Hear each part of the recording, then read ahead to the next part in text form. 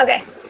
Good evening, everybody. This is Hangout number 2 from Group 2 of Technology and Education. And in this Hangout, we will be talking about different technological tools for the classroom. So I'll start. My name's Allison, and my tool is a website called RazKids.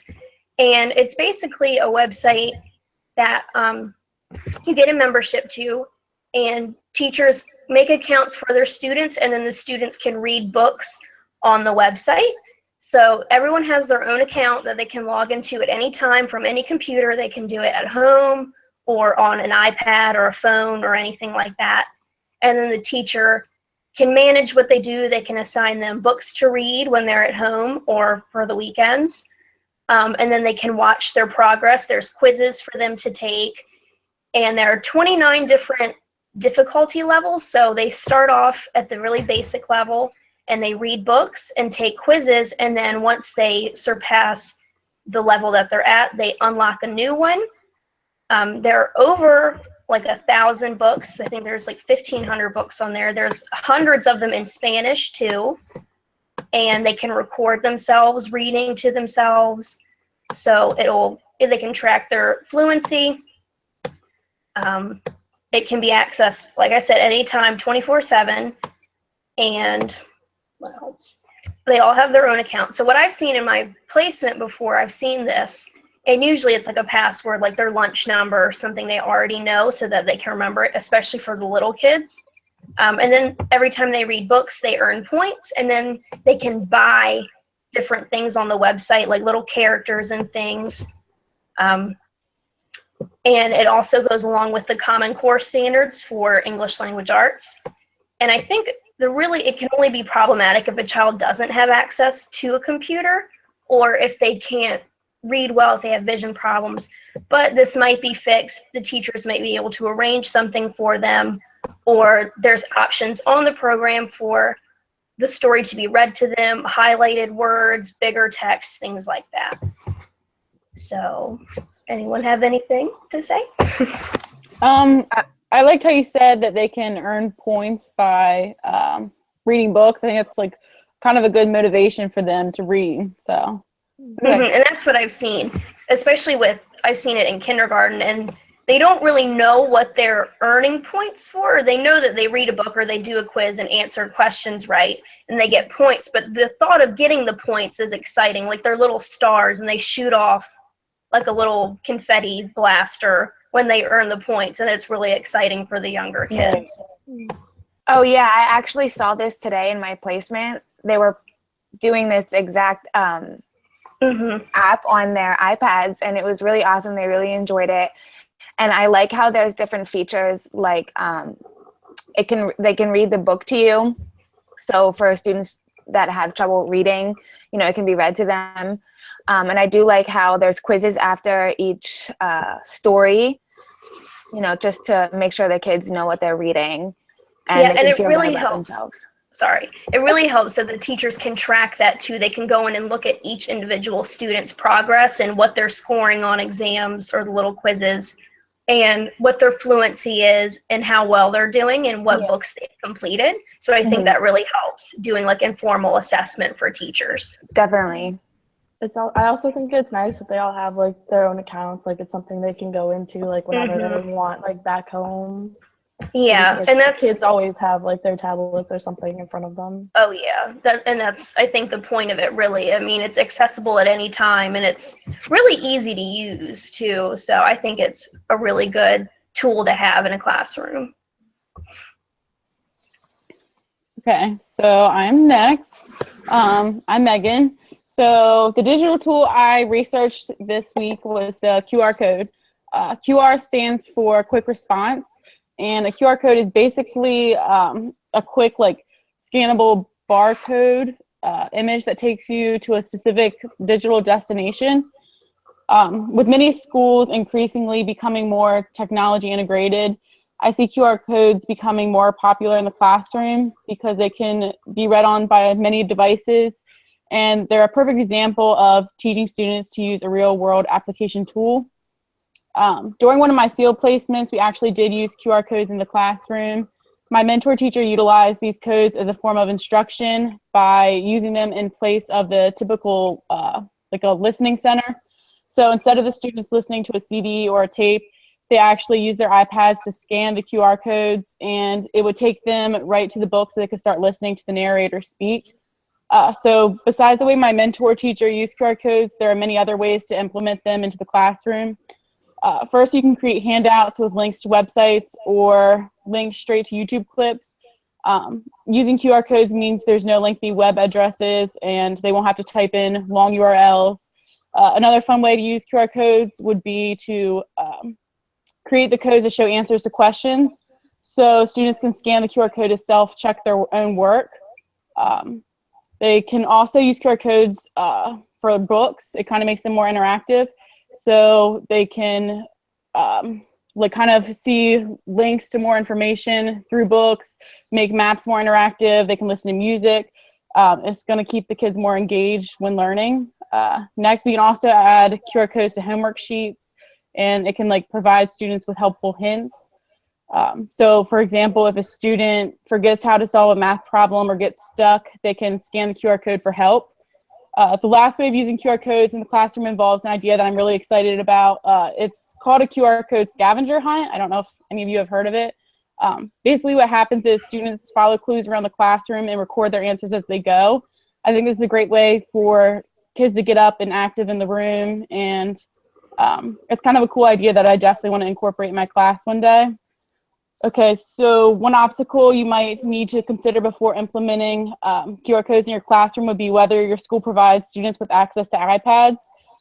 Because QR codes do need to be scanned, iPads would definitely be needed, or, you know, well, obviously you can't use cell phones in the classroom, but, or computers would work, I guess. But if you get access to iPads in your classroom, I would highly recommend them because they're a great resource to use. So does anyone have any questions or comments? I actually just read something about that, and I thought it was really cool too, because I read something that it would help ELL students. They could scan something, and I think it was like they could scan like a label or a picture, and then it would tell them the word in Spanish and then the word in English, so they could make that connection while they're also learning how to use technology. So I thought like those are really cool. Yeah, that's a really cool idea. I think it would really work well for, you know, kids who don't speak much English or, you know, are just learning to speak English. So it's definitely a really cool technology, and I wouldn't be surprised if we ended up seeing it in like textbooks in the next few years as something that kids could like take home and use. Yeah.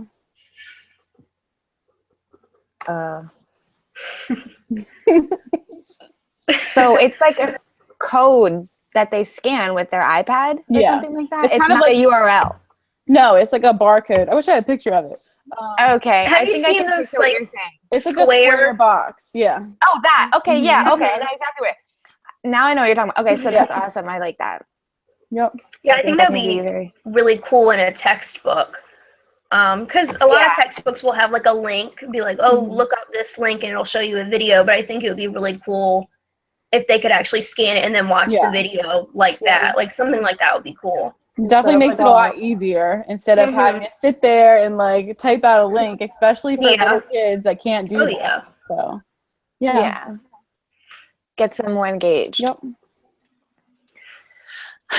Okay, so I'm next. My name's Paulina, and the tool that I did was called RubyStar, and that is a tool that is used mainly by teachers, not students. The teachers use it to create rubrics for grading. So when you go to the website, you can choose a template if you want. So you would choose a grade. So you can choose science, social studies, math, English, health, anything like that. And then you can customize the rubric to have, you know, whatever you want, or you can use what they provided, what RubyStar provided in the template. So you would just name the rubric, and it's in categories of 4, 3, 2, 1. So 4 being an A, 3 being a B, 2 being a C, and 1 being just not up to par. And then, of course, you can just edit and change the text however you want in the rubric. But what I noticed about this in my placement was it's useful so that students can have a clear understanding of the requirements of what they need to do.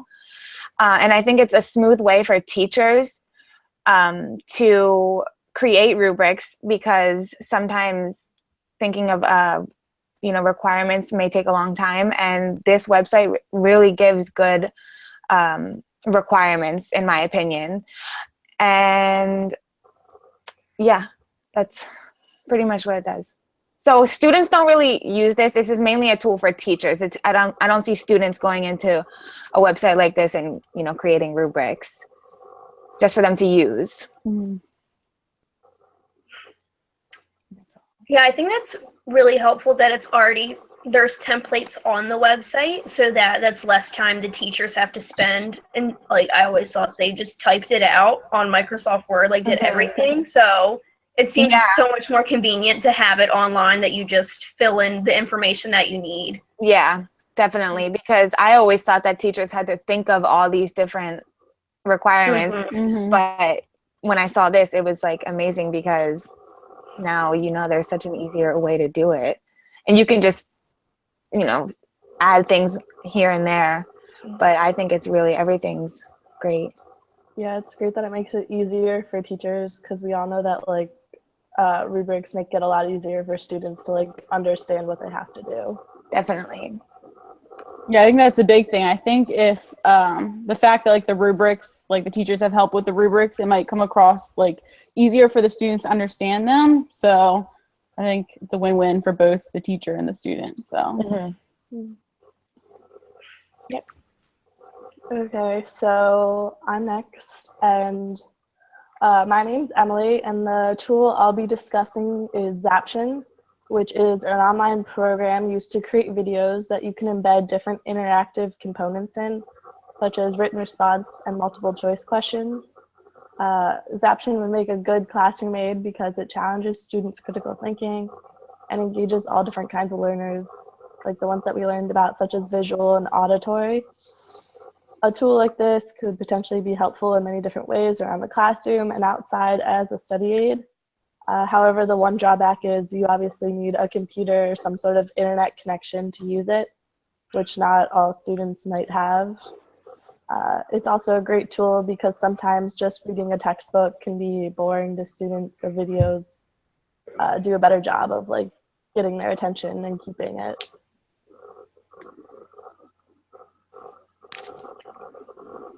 So do like the teachers make the videos and then the students use them? There are some like pre-made videos on the website, but there's also the option to go in and like pull different sources and then like create sort of like a video slideshow. Okay, that's cool. Oh yeah, I think it's cool that you can create your own video and slideshow, so you can customize it a little bit for exactly what you need when you're going to teach your class. Yeah, I definitely like that. I think, I think it'd be really useful and make it easier on the teachers. So. Yeah, and I think it's like like you said, it mixes it up a little bit. Like, it's not just them reading from a book. They can actually interact with technology, which is what every kid wants to do pretty much. Yeah, definitely. Yeah. All right, I guess that concludes Hangout 2. Thank you guys for watching.